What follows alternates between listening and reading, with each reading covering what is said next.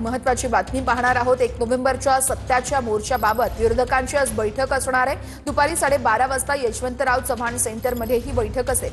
शरद पवार, राज ठाकरे, काँग्रेसचे ज्येष्ठ नेते देखील बैठकीला उपस्थित असतील। तर 1 नोव्हेंबरला विरोधकांचा निवडणूक आयोगाविरोधात मोर्चा आहे आणि त्याच अनुषंगाने आज बैठक होणार आहे। उद्धव ठाकरे देखील बैठकीत सहभागी होणार असल्याची माहिती मिळते आहे।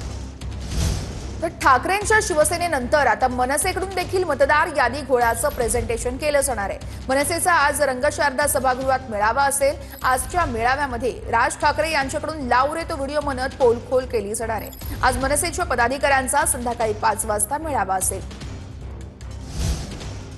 नंदुरबारमधील नळवा रस्त्यावरील रेल्वेच्या बोगद्यात पाणी साचलंय। बोगद्यामध्ये पाणी साचल्याने वाहतुकीसाठी मोठी अडचण निर्माण झाली आहे। पाण्याचा निचरा करण्यासाठी जागा नसल्याने वारंवार या ठिकाणी पाणी साचत असतं। त्यामुळे वाहन चालकांकडून यावेळेस संताप व्यक्त केला जातोय।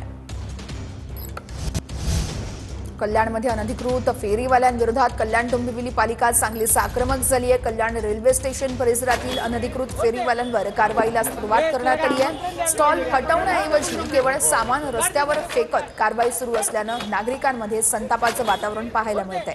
दिखाव्यासाठी नाही तर प्रशासनानं सातत्यपूर्ण कारवाई करावी अशी मागणी नागरिकांची आहे। ऊस तोडणीला 700 रुपये दर देण्याची मशीन मालकांची मागणी आहे। ऊस तोडणीचे सध्याचे दर 500 रुपये आहेत। तर 1 नोव्हेंबर आधी निर्णय न घेतल्यास यावेळेस काम थांबवण्याचा इशारा देखील देण्यात आलाय। मशीन मालकांचा साखर आयुक्तांना तसा इशारा आहे।